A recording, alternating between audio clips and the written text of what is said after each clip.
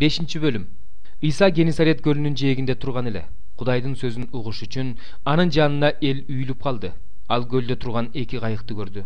Кайыктан түшкөн балыкчылар болсо торлорун жууп жатышкан. Эки кайыктын бири Шимондук эле. Иса анын кайыгына түшүп, андан жээктен бир аз нарыраак сүзүп баруусун өтүндү.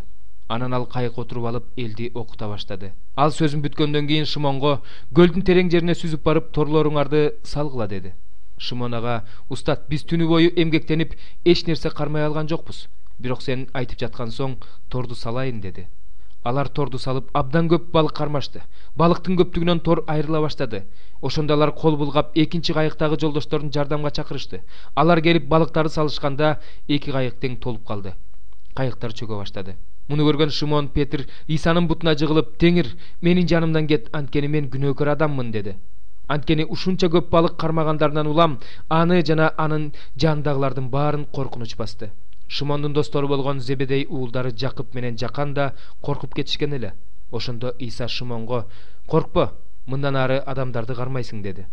Алар эки кайык тең жээкке чыгарышты да бүт баарын таштап Исанын артынан ээрчип жөнөштү. Иса бир шаарда жүргөндө бүт денеси пес болгон бир адам келди. Ал Исаны көргөндө анын бутуна жыгылып: "Теңир, эгерде сен кааласаң мени таза кыла аласың" деп жалынды. Ошондо Иса колун сунуп ага тийгизди да: "Каалайм, таза бол" деди.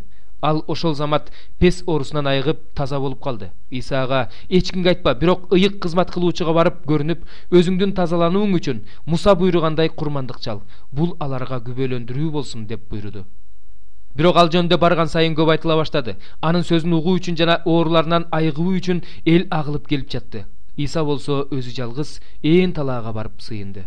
Бир күнү Иса элди окутуп жатканда, ал жерде Галилеянын бардык айыл кыштактарынан, Жүйүт аймагынан жана Иерусалимден келген фарисейлер, мыйзам окутуучулар отурушкан. Теңирдин күчү оорулуулардын айыгуусу аркылуу көрүнүп жатты. Ошол учурда бир нече адам бир шал оорулууну төшөнчүсү менен алып келишти. Алар аны Исанын алдына жаткыруу үчүн үйгө киргизүүгө аракет кылышты. Бирок элдин көптүгүнөн алар аны үйгө киргизе албай, үйдүн төбөсүнө чыгып чатырдатышты. Ошол жерден шал оорулуу адамды төшөнчүсү менен ортого Исанын алдына чүрүштү. Иса алардын ишенимин көрүп ага: "Адам, сенин күнөөлөрүң кечирилди" деди. Мыйзам окутуучулар менен фарисейлер өз ара: "Кудайга акарат келтирген бул ким? Күнөөлөрдү бир Кудайдан башка ким кечире алат?" дешти.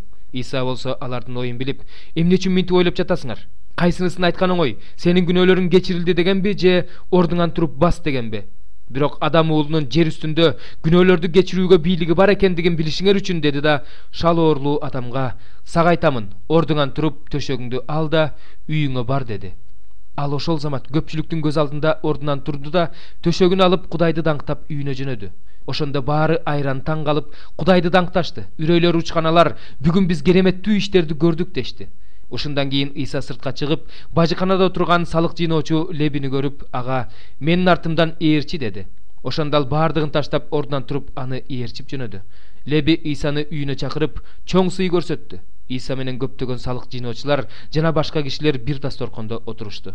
Ошондо мыйзам окутуучулар менен фарисейлер күңкүлдөп Исанын шакирттерине: "Эмне үчүн силер салык жыйноочулар жана күнөөкөрлөр менен бирге ичип жеп отурасыңар?" дешти.